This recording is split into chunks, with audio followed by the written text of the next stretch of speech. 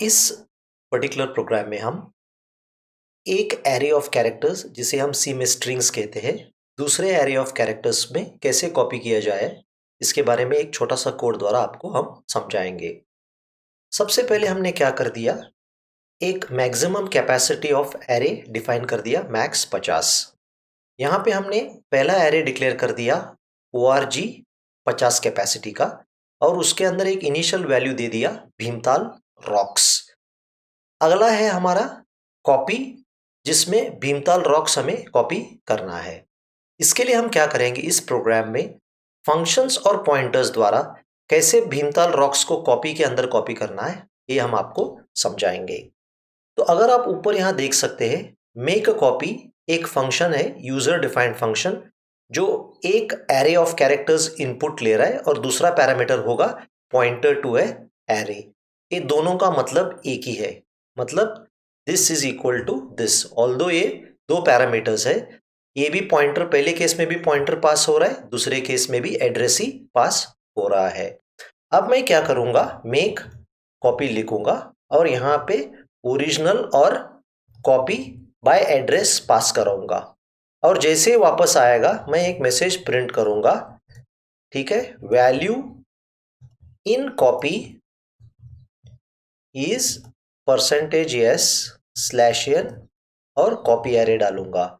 तो यहाँ पे क्या होगा, जब ये प्रोसेस करेगा मेक कॉपी, तो कॉपी के अंदर भी ये मैसेज प्रिंट होना जरूरी है, भीमताल रॉक्स, और फाइनली प्रोग्राम खत्म होने के बाद रिटर्न 0, ताकि ये इंडिकेट करने के लिए कि प्रोग्राम का कंपाइलेशन सक्सेसफुल हुआ है। अब हम क्या करेंगे, यहाँ से प्रोटोटाइप लेके इसी को मॉडिफाई करके हम कोडिंग करने शुरू करेंगे। तो सबसे पहले हमें क्या करना है, एक नाम देना है, इसको मैं ओरिजिनल कह दूंगा और इसको मैं कॉपी कह दूंगा। ये दोनों का मतलब सेम है, जैसे मैंने पहले बताया था। सी मतलब एड्रेस ऑफ कॉपी रखेगा, ओ के अंदर एड्रेस ऑफ org होगा।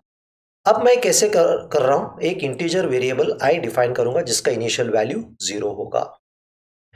तो जब तक ओरिजिनल ऑफ आई के अंदर नल ना हो, जब तक उसके वैल्यू नल ना हो, तब तक मैं क्या करूंगा, कॉपी के अंदर, ठीक है, सी ऑफ आई को ओ ऑफ आई का वैल्यू असाइन करते जाऊंगा, यानी एक कैरेक्टर बाय कैरेक्टर, जैसे बी पहला कॉपी होगा सी में, एच कॉपी होगा, उस तरह कॉपी होता जाएगा, ताकि हर एक कैरेक्टर कॉपी होते जाए। हम आई का वैल्यू बढ़ाना पड़ेगा, क्योंकि पहला बी कॉपी होगा ओ ऑफ 0, आई होगा 1, तो ओ ऑफ 1 से एच यहाँ पे सी ऑफ आई में कॉपी होगा।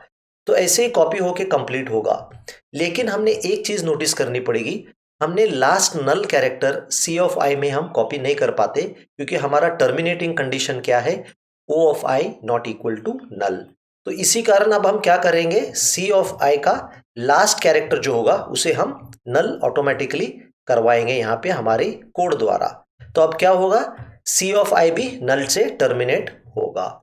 अब हम क्या कर सकते हैं, इस कोड को कॉपी करके कंपाइल करके एग्जीक्यूट करने की कोशिश हम कर सकते हैं। चलिए, यहाँ पे ऑनलाइन जीडीपी कंपाइलर पे हमने पेस्ट करा दिया। अब इसे कंपाइल करने की कोशिश करेंगे। चलिए, क्योंकि सब कुछ ठीक लग रहा है, इसलिए value in copy is Bhimtal rocks. एक बार मैं आपको थोड़ी समझाना चाहता हूँ। org का एड्रेस ओ में आएगा, कॉपी का एड्रेस सी में आएगा। तो यहाँ पे क्या होगा, समझ लीजिए ऐसा मैसेज है। तो इनिशियली आई 0 है, ओ ऑफ 0 क्या है, बी है, तो बी क्या होगा, सी ऑफ 0 में चला जाएगा। अगला स्टेप पे आई 1 बनेगा, तो ओ ऑफ 1 क्या है, ओ ऑफ 1 एच है, तो ये एच का वैल्यू जो है first location C of I में कॉपी होगा। आई जब 2 बनेगा तो अगला वैल्यू है आई, तो आई का वैल्यू सेकेंड लोकेशन में था, यहाँ पे भी सेकेंड लोकेशन में कॉपी होगा। इस तरह कॉपीइंग कंप्लीट होगा, लेकिन नल कैरेक्टर कॉपी नहीं होगा, क्योंकि ये टर्मिनेटिंग कंडीशन है। जब नल कैरेक्टर कॉपी नहीं होगा, इसी कारण हमने सी ऑफ आई को नल करा दिया। एक स्टेप करके खास करके बिगिनर्स भूल जाते हैं, आपको एक याद रखना पड़ेगा, जब आप कैरेक्टर एरेस को individual character bye character process करते हो, आपका जिम्मेदारी बनता है ऐसे नल कैरेक्टर के बारे में ध्यान रखना और नल टर्मिनेटिंग कैरेक्टर रखना।